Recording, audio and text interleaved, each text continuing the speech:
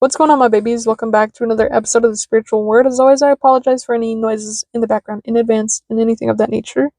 And I also like to start these off with a disclaimer by stating that these are for entertainment purposes only. Always do your own research, to come to your own conclusions, to make your own decisions, to have your own answers. And I believe in your ability to be your own person.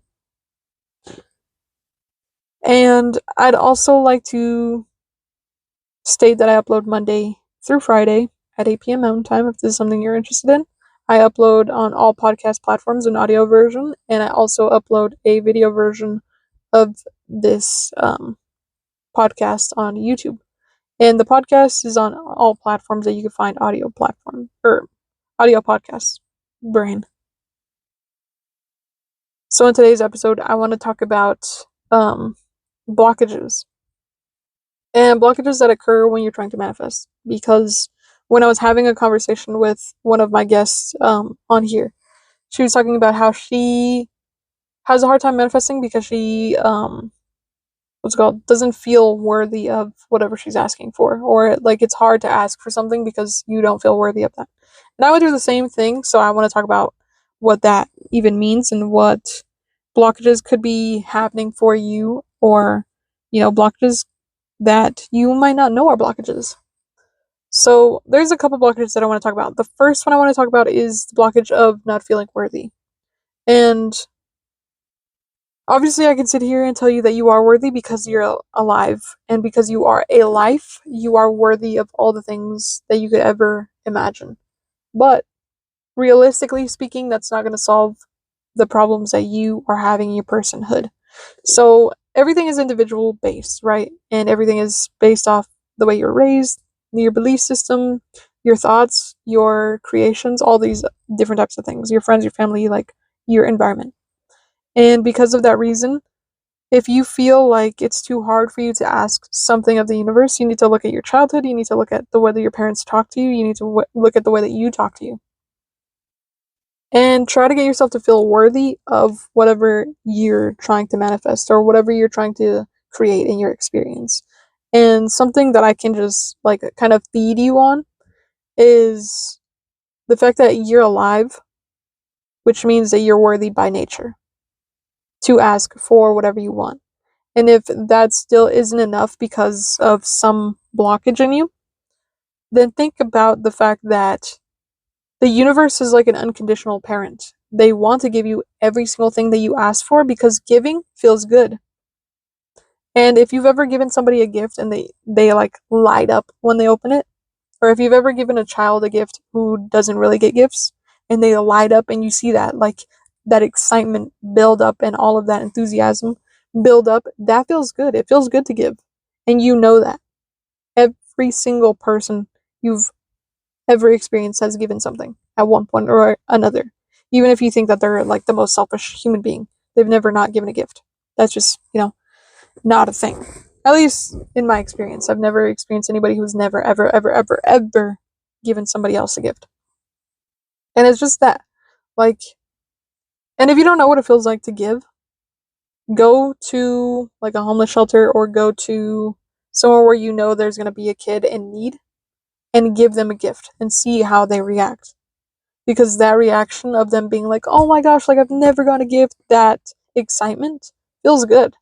And I remember this Christmas is something that woke me up to that insight. Because I remember as a kid, I was like, damn, I was like extremely spoiled.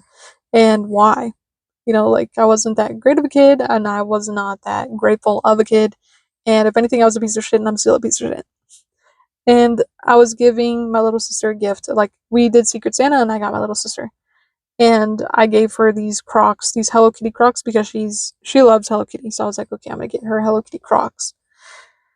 And she also loves like slides. Like she never puts on regular shoes. So I was like, okay, I'm gonna get her Crocs because they're perfect. She always puts shoes on, but she doesn't put like actual shoes. It's always like slides. So I'm like, okay, this is perfect for her. And then when I bought it, I was so excited to give it to her. Like I could not wait. Like it was killing me to hold a secret and to not like tell her. But I was also really excited because I wanted to see her reaction. I told everybody. I was like, oh my gosh, I got her this, I got her this. I told everybody because I was so excited to give it to her. And then the day of Christmas came And I was like, I only gave my sister's stuff just because like I'm not at a place financially where I can get my whole family stuff right now. So I was like, I'm only gonna get my sister's stuff because my sisters are the people who every single year, even if they're not in the best place financially, they always manage to do something nice for me. And so I was like, okay, I'm gonna give my sisters this. And I remember going to the store and being like, I know what this person likes. I know what this person likes, but I don't want to be the one to pick. I want them to have the freedom to, be able to get whatever they want. And I don't want to give them money because it feels like it's not thoughtful enough. So I went to the store, and one of my sisters is like obsessed with microdosing and stuff like that. So I got her like this little bag of like legal gummies that have mushroom or like whatever psilocybin. It's something, but it's legal. Okay, don't fucking come after me. So I got her this thing at like this smoke shop that was like a gummy of shrooms, basically. And I was like, oh, this is gonna be so fun to give it to her because she's like, this is all she talks about. And then for my really like girly sister, I got her a gift card from Ulta, which is like a makeup slash beauty store slash perfume store. It's like overall like really nice store. So I was like, okay, I'm gonna get her that. And then my older sister, who she's very like a well-rounded, smart individual. Like every every single time that I think of her, I think of smart and beautiful. Like those are the two attributes that come to mind, and I'm like, wow, what would she like? She likes reading, she likes little mini perfumes, but like at the time I was like, I can't know what these little perfumes smell like, so I don't know if she's gonna like them, and I don't want to get something and then she not like it. So I was like, I was gonna get her this, but I ended up not. So I was thinking about what she likes, and I was like, she likes mini perfumes, she collects little tiny perfumes, and she likes books, and she likes wellness products for your face, and she's very very girly too. Like she likes makeup and she likes doing all that stuff, but I don't think she really buys makeup just because she doesn't really have the time to do it because she has 3 kids. So I was like, okay, what can I do to make her just, have a little bit of a easier time for whatever? And I was like, oh, I can go to Barnes and Nobles. I want her to have an experience where she physically goes to Barnes and Nobles and gets whatever book she wants. So I got them each a $50 gift card to whatever place that I felt fit for them.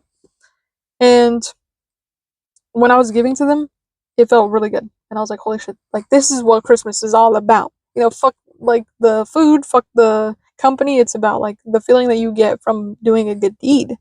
And you feel good when you do a good deed in the sense of like, I cooked for my whole family, I cleaned for my whole family, I gave my family presents, I was able to do this, whatever, right?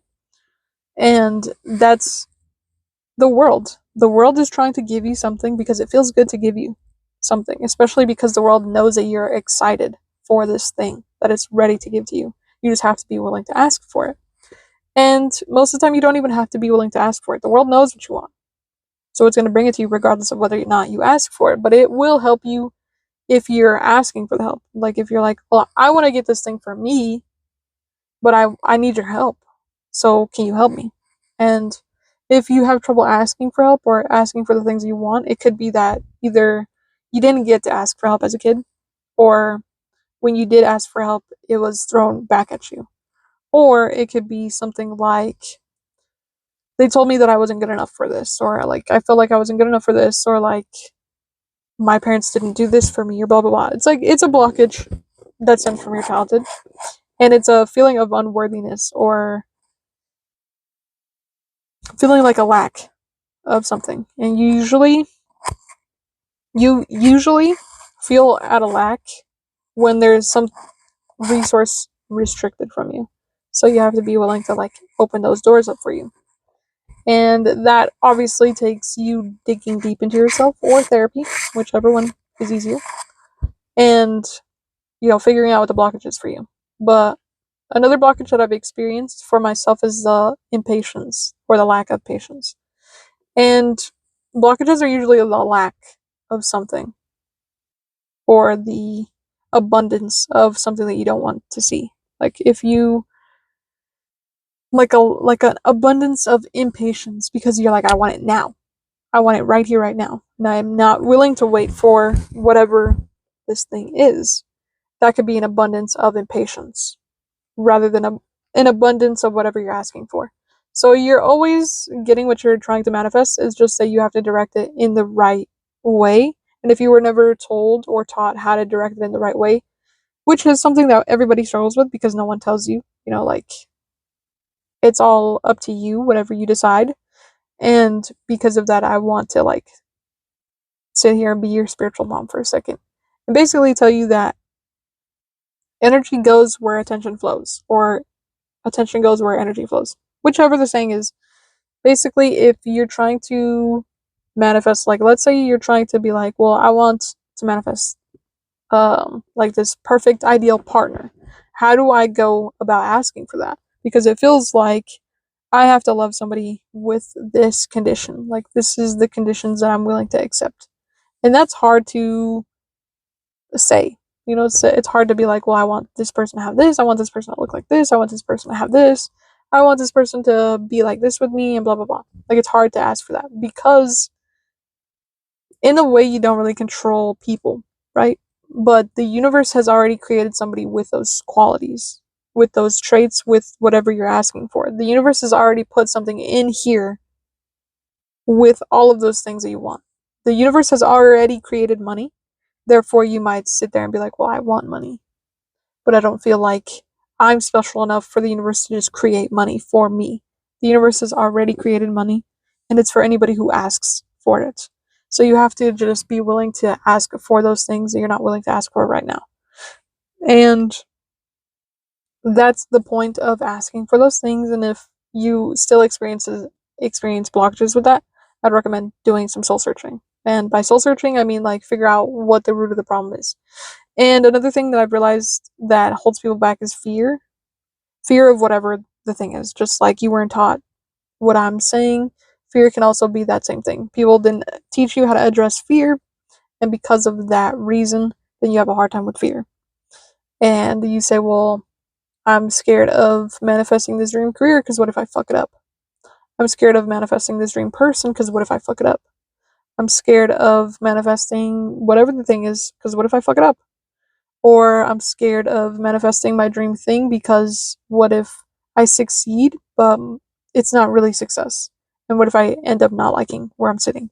What if I go to school for a billion years and then I finally get out of school and I'm doing the job that I thought I wanted and it just doesn't work for me? I'm scared to commit to something because I'm scared that it's wrong. But everything is wrong and everything is right.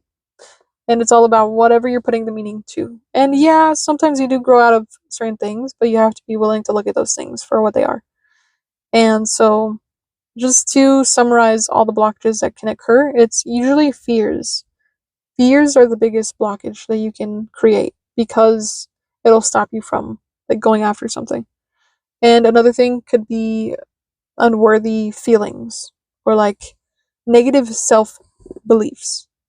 Negative self beliefs and negative outer beliefs are the two biggest blockages. But obviously, you have to hone in on what specifically those are for you.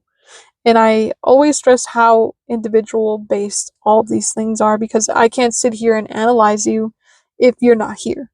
I can't tell you, well, this is your problem if you're not here, if you're not present. So I'm not going to be able to pinpoint exactly what it is for you. But it's also something that's not very hard. Just think about the things that you're willing to do and the things that you're not willing to do. And analyze why you're willing to do those things and analyze why you're not willing to do those other things. And that will tell you what you're fearful of. And if that still isn't helpful, do that, right? Analyze why you're willing to do this thing and then analyze why you're not willing to do this thing. And then once you've analyzed them, repeat those analyzations or, like, whatever you've analyzed, repeat that to somebody else. Repeat that to a friend, repeat that to somebody you know is there to help you. Your therapist, whatever the case is. And then once you repeat that, they will kind of push you towards, oh, you're probably fearing this. Or can you tell me more about this? And then the more that they, like, what I usually do with people in my reality, just because, like, I don't want to give you the answer, so I'll push you in the direction of the answer. For example, if somebody came up to me and they're like, I don't feel worthy enough to start my own business because why am I going to be successful? And I asked them, okay, well, why do you say that you're not, like, why do you think that you're not going to be successful? And they're like, well, because of the experiences that I've had with other people, like my family wasn't successful, so why would I be successful? Or, my grandparents or whoever is not successful, so why would I be successful? And I'm like, okay, is family something that you value a lot? Or is family something that you look up to a lot? And because they didn't do it, now it feels like you can't do it. Or because you put them on a pedestal and you're saying, well, these people were really special to me and they didn't do it. Is that a reason? They're like, well, no, I just don't think that I'd be successful. And I'm like, I think it has something to do with your family. So let's analyze why you think that you're not going to succeed. And then they continue to analyze and they're like, well, I can't succeed because I wasn't given the tools, because my family wasn't given the tools, and blah, blah, blah. And it's always going back to family. And I'm like, okay, let's try to pinpoint the fact that they're talking about family so much. And I'm like, okay, if your family was rich and wealthy, would you be rich and wealthy? And if this person still says no, then I know that the blockage is not with their family. But if they say yes, then I'm like, okay, so you are determining your level of success based off of your family's level of success. And you're using their beliefs as your own and creating the scenario that those are your own beliefs. And because you think that those are your own beliefs, you'll live like they are. Because family is part of your identity. Your values and all those things is part of your identity. The more you identify with this person who's like, my family did this, so I have to be like this, then the more that you will create that for yourself. And obviously, I can't sit here and do that for everybody, but you can sit there and analyze, like, if you made a pros and cons list of, okay, this is what I want, this is the pros, this is the cons of why I can't have it. Pro, that I can't have it because I believe in myself. I believe in my ability to go after the things I want. Con, I don't have the resources. Just continue to analyze why you feel blocked or why you feel like you can't have this thing. And most of the times, you feel like you can't have that thing for a specific reason. Like, sometimes you're like, I can't have this because I don't have money. Sometimes you're like, I can't have this because who am I to have that? And that will determine your own blockages. Like, if you're like, I can't have this, I have the money, I have the resources, I just don't know where to start. That could be you focusing on your abundance of no guidance. You have an abundance of freedom, and that freedom is scary to you because you don't know where to go. Or if you're sitting there and you're like, I believe that I don't deserve this, or I believe that I won't have this because who am I to deserve that? That could be reflective of the way that you talk to yourself. Or that could be your own self-belief, like you don't believe in yourself. And if you're sitting there, you're like, I can't have this because it's a lack of resources, that could just be your lack mentality. That could be from culture, that could be from family, that could be from friends, that could be from society. Whatever was instilled in you, and it's basically getting rid of a belief that's not working for you anymore. And whatever that belief is for you, you have to like dig into yourself and figure that out. And it's not hard at all. You just have to sit there and be like, okay, what am I willing to do for my dreams versus not willing to do it for my dreams? And I'm not saying that you have to change those things, but if you analyze those two things, it'll tell you why. And usually the why is the root cause of the blockage. Because usually you don't question why you do what you do. You just do what you do. And if you're like, I can't run a marathon, and then somebody asks you why, and you're like, I don't know. I'm just scared. That would be your blockage. You know what I mean? So, like, you're just trying to get down to why, and if somebody asks you why and you say, well, I don't know, that's what the analyzing is for, to figure out why. So, anyways, every blockage is very personal based. So it has to, you have to kind of analyze your own situation and then get to a cause for yourself. But anyways, I'm in this here just because I don't want it to go over the time. And I hope that this was helpful in any way, shape, and form. Obviously, this is not very pinpointed, which is kind of hard for most people who are experiencing blockages because you want to know the answer right away. But because you want to know the answer right away, that also has something to do with the blockages that you're experiencing. But regardless, I hope that this was helpful in some way, shape, and form. And I upload Mondays through Friday at 8 p.m. Mountain Time. And obviously, like I said, take everything that I say with a grain of salt because I'm not in your life, I'm not in your shoes. And I believe in your ability to be your own person because that's what you're doing right now. So, yeah, I hope that this was helpful, and I'll see you in the next one. Peace.